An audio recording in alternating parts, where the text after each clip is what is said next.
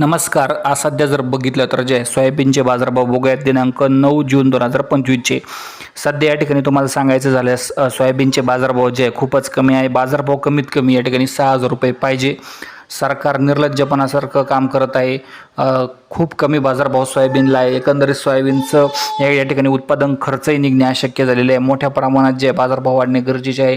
सध्या नगरपासून नाशिकपर्यंत, त्याचप्रमाणे बीडपासून धाराशिवपर्यंत, इकडं छत्रपती संभाजीनगरपासून तर नागपूरपर्यंत जवळपास संपूर्ण बाजार समित्यांमध्ये सोयाबीनचे सरासरी बाजारभाव जर बघितलं तर कमीत कमी 3,700 ते 3,900, जास्तीत जास्त 4,200 ते 4,400 पर्यंत बाजारभाव जे या ठिकाणी सोयाबीनला पाहायला मिळत आहे. उदगीरपासून लातूरपर्यंत, तर हिंगोलीपासून परभणीपर्यंत, इकडं पुण्यापर्यंत सुद्धा बाजारभाव याच रेंजमध्ये आहे. बाजारभाव या ठिकाणी जे आहे मोठ्या प्रमाणात वाढणे गरजेचे आहे. बाजारभाव जे आहे कमीत कमी या ठिकाणी 6,000 रुपये झाले पाहिजे, तर जे शेतकरी मित्रांना या ठिकाणी परवडेल. धन्यवाद व्हिडिओ बघितल्याबद्दल.